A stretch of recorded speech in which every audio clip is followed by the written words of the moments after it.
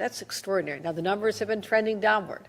I'd love to see that get higher, but that is something that is so important to the fabric of our state. And I want you to know, having represented in Congress one of the most rural areas of our state, that's how I got to know Jim and his family, that I've been to so many farms. I've been there in the early season when you go to an apple farm and it's been a harsh year and you open up and take a look and you see that the stem is already dying and it may not produce any fruit for the entire year.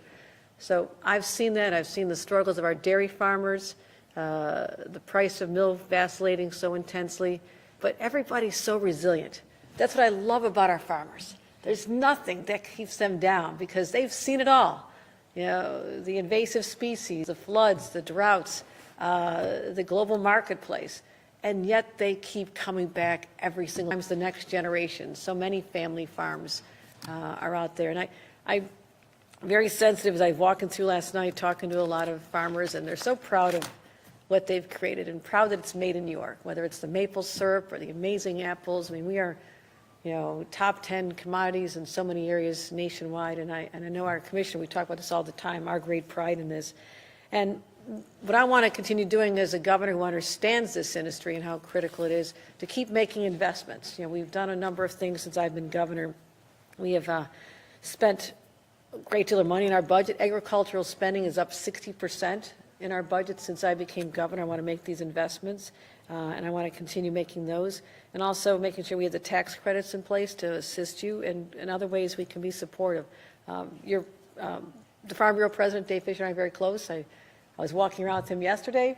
I know he had to head off to Washington because today is the day that they're talking about tariffs.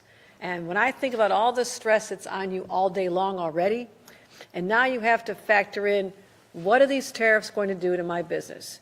You know, how will I overcome them? Our trading partners like Canada and Mexico, particularly Canada, though. I mean, we're right on the border, and there's such a easy flow of commerce back and forth, and we rely on this. It's so important to all of us. But I want to hear from you today, what is the impact that you're projecting now that tariffs will have on your business? Because they're saying for an average family, the costs could go anywhere from $1,300 to $3,000 higher a year starting this year because of the tariffs that are in place as of today with Canada and Mexico. Now, I know the argument is that this fentanyl is flowing over the Canadian borders. It was coming in for a while, not in anywhere near the scale we saw on the southern border, but it is down to about 1% of the fentanyl that comes in this country comes over from Canada. And Canada has a very long border. But I, just to make sure, have sent reinforcements.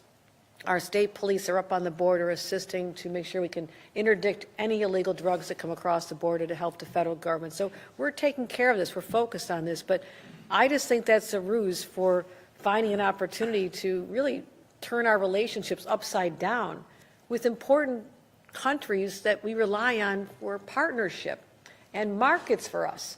And if we lose them, and they're going to have retaliatory tariffs for us, I mean, you want to be able to have this uninterrupted flow of commerce, but now we're going to be looking at these additional price tags because of the tariffs. So I think it's just an excuse.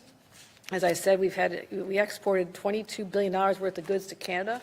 They send over all kinds of supply, fuel, aluminum, steel. I mean, you're going to be rebuilding, and we're trying to rebuild our economy. It's been a tremendously beneficial relationship. But we also want to gather, not just here, but I want to going forward, I want to know the impacts of tariffs on our farmers and people across the state. Because I have to be able to quantify this and use this to build the argument when I'm speaking to our legislators, our Republican members of Congress who are in the majority in Washington.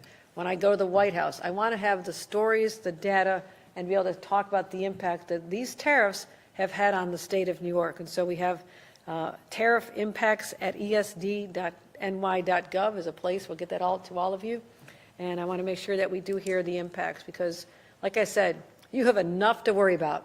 This is the last thing our agricultural community need or our entire state needed, and this is now the reality we're having to deal with. So with that, I want to turn it over to Commissioner Ball and thank him for his leadership. As I mentioned, I know Jim Bittner is our president of the Council of Agricultural Organizations, and Kim Skelly is our vice president of the Farm Bureau. And again, I know Dave is off in Washington right now, right? So we will make sure that send him our best, Kim. Send him our best. We saw him yesterday. So, Commissioner Ball, let me turn it over to you. Well, thank you so much, Governor. First of all, let me just say thank you for your leadership, thank you for your friendship, and thank you for your commitment to agriculture in New York State. We tease each other a little bit sometimes about who's been to more farms in New York, me or her, because it's pretty close, and I get to go to a lot of farms. But thanks for gathering us here together to look at some of the challenges, discuss some of the issues. We'll think about some possibilities, look for opportunities, and think about how we can move agriculture in New York State forward. From my perspective, there's a few things that I worry about. There's a few things I'm excited about. And I think number one on the worry about is the uncertainty. I get to be on a lot of farms, a lot of our dairy manufacturing facilities, our food manufacturing facilities, and I see a lot of uncertainty. Uncertainty in the world, certainly, and certainly in our country and on the farms. And so when we can move things from the unknown over to the known, that's always better for everyone. So thank you for this opportunity to do this. One of the things that I am excited about, that I do feel good about, is the investment in agriculture that New York State has made.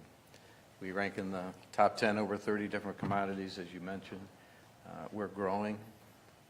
The Department of Ag, this is our biggest budget we have ever had in New York State. Thank you for that. The growth in our dairy industry and our food industry, and some of the lessons that we learned from the pandemic, that New York City is such a big marketplace, the most diverse, amazing marketplace anywhere in the world. And here in New York, we have the resources. We've got some of the best farmers in the world. We've got access to water. We've got the best land grant system for education in the country. We've got great talent here, and we can connect those dots. And the opportunity to connect those dots is where our future is. So thank you for this opportunity very much. Thanks. You mentioned New York City. So many people who do not live here think of New York State as only being New York City, right?